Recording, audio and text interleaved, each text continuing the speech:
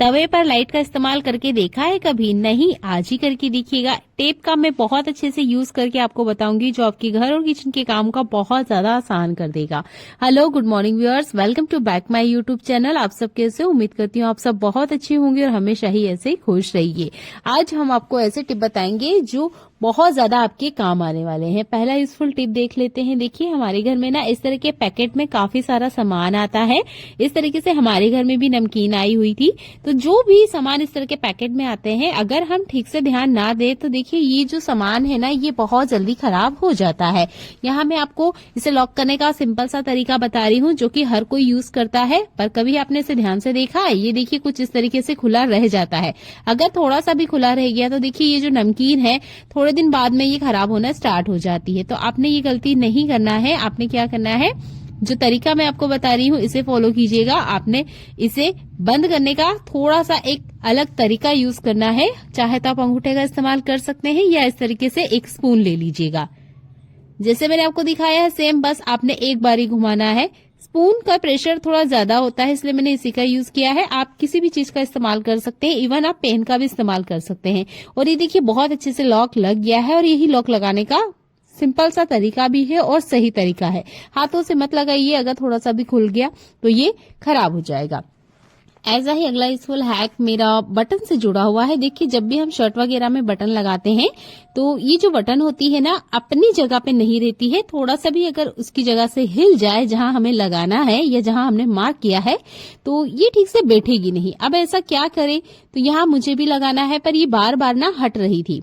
अब आप यहाँ पर एक सिंपल सा ये वाला हैक अप्लाई करेंगे जो मैं आपको बताने वाली हूँ, तो आपका बटन वैसा का वैसा वहीं ही लगा हुआ आपको मिलेगा जहां आप इसे लगाना चाहते हैं। आप ले लीजिए ये सेलो टेप। मैं यहाँ पर 2 टुकड़े ली हूँ, क्योंकि जो बटन का साइज है वो थोड़ा सा बड़ा है। आपने कुछ इस तरीके से इसके ऊपर लगा देना है, जिससे मैं आपको दिखा रही हूँ। बस प्लस में कुछ इस तरीके से आप लगा दीजिएगा। अब आप इस कपड़े को हिला के देखिएगा, जैसे मैं भी आपको दिखा रही हूँ। ये देखिए, ये बिल्कुल भी नहीं हिल रही है। तो अब आप जब भी बटन्स लगाएं और आपको ऐसा लगता है कि ये अपनी जगह पे ठीक से नहीं बैठती है, तो आप ये सेलो टेप वाली टिप का इस्तेमाल कर सकते हैं। मैं इसे टक कर लेती हूँ, उसके बाद में आपको दिखाती हूँ। अब आप इस टेप को निकाल सकते हैं। मुझे भी सिलाई करना नहीं आता है, मुझे बहुत ज्यादा दिक्कत होती है, तो मेरे लिए ये बहुत काम का टेप है। अगर आपको भी नहीं आता है सिलाई वगैरह करना, तो ये सिंपल सा टेप आपकी बहुत ज्यादा हेल्प करेगा। देखिए, बहुत बार क्या होता है, टेप का एंड हमें नहीं मिलता है। आपने क्या करना है, इसका कॉर्नर हल्के से बस इस तरीके से दबा देना है, जैसे मैंने आपको दिखाया है। बस इसका कोना ही दबाना है, आपने कुछ नहीं करना है। और इसके बाद में आप इसे लगा के भूल जाइए, रख दीजिए, ये आपको आराम से मिल जाएगा। हम कितनी ही साफ सफाई क्यों ना रखें, उसके बाद भी पैरों में से बैड स्मेल आती है। अगर हमें पैरों में से बार बार बैड स्मेल आने की समस्या का सामना करना पड़ रहा है, या आपके घर में कोई ऐसा फैमिली मेंबर है जिसके पैरों में से बहुत ज्यादा बैड स्मेल आती है, तो ये छोटा सा टिप आप यूज कर सकते हैं। जूते में तो आप मीठा सोडा डाल सकते हैं, पर पैरों के लिए क्या करें?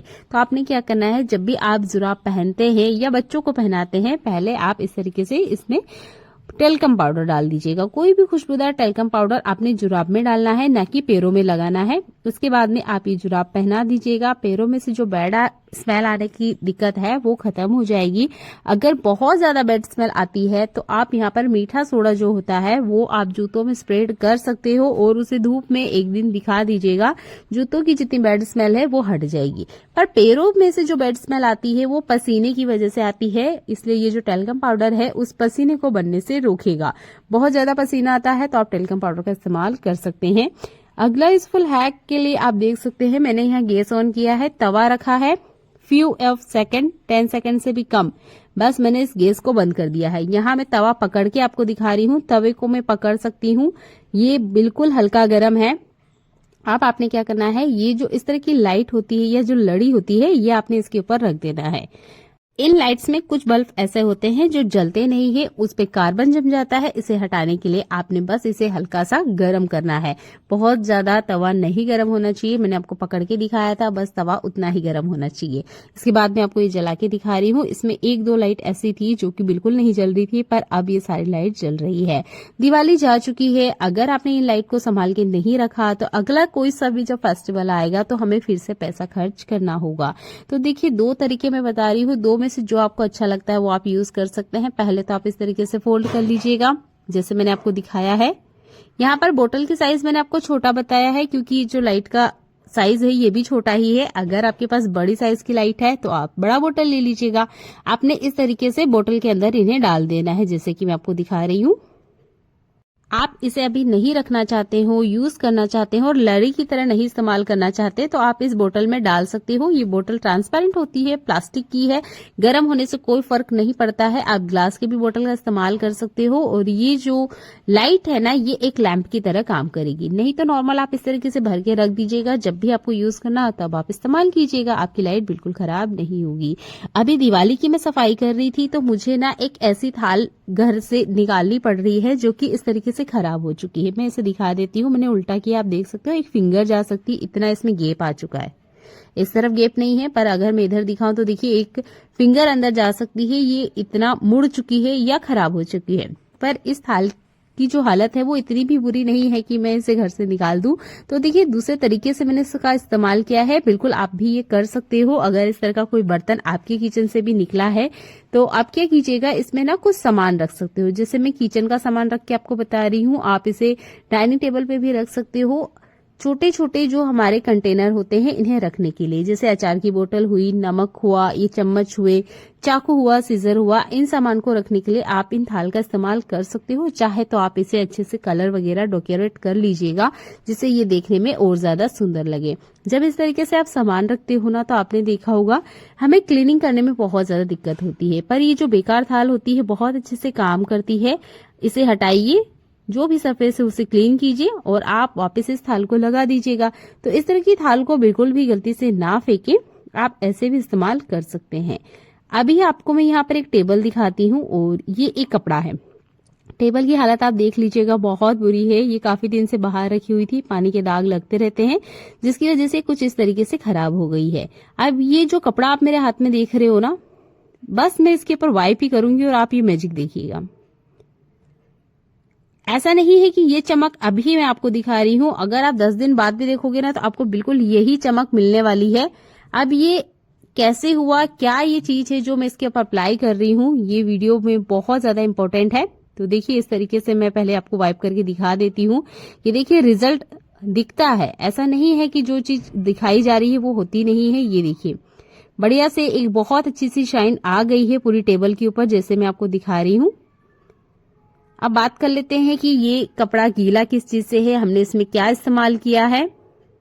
मैं टेबल का नीचे वाला हिस्सा भी दिखा देती हूँ। ये देखिए बहुत ज्यादा यहाँ पर गंदे निशान है जो कि बिल्कुल भी हटते नहीं है। तो जितना भी वुडन फर्नीचर है उसे साफ करने के लिए बहुत अच्छा मैं टिप बताने वाली हूँ, आप इसे यूज कीजिएगा, आपकी लाइफ को ये आसान बना देगा। मैं और हल्के से आपको वाइप करके दिखा देती हूँ। ये देखिए एक ही बार में क्लीन हो गया। अब आप टेबल की चमक देख सकते हो, है ना टेबल बिल्कुल नई जैसी। इस तरह के फर्नीचर अगर आपके भी हो जाते हैं बिल्कुल मत घबराइएगा, आपके जो फर्नीचर है बिल्कुल नए जैसे चमक जाएंगे। कैसे?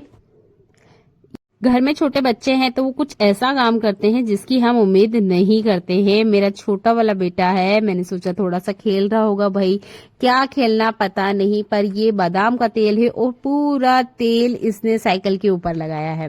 यहाँ पर बहुत ज्यादा तेल है, लगभग ये 300 ml की बोतल थी और कुछ भी नहीं बचाया है। तो मेरे पास ये जो सॉफ्ट वाला हैंकी होता है ना, इसका मैंने इस्तेमाल किया और ये जितना ऑयल था कोशिश की मैंने इसे उठाया और इस ऑयल को मैंने वेस्ट नहीं किया। अभी मैंने आपको दिखाया जितना फर्नीचर है इससे मैंने वाइप किया है और मेरे घर का जितना भी फर्नीचर है ना वो बहुत अच्छे से चमकने लग गया था।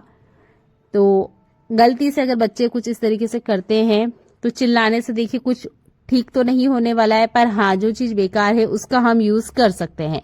तो जितना हो सके देखिए मैंने इस तरीके से उठा लिया था ऑयल, पर हाँ ये जो कपड़ा गीला था मैंने इसको वेस्ट नहीं किया, धोने में नहीं डाला, फर्नीचर को साफ करके अब भी आपको दिखाया है। तो जितने भी वुडन फर्नीचर है उस पे आप ये बादाम के ऑयल का यूज कर सकते हो।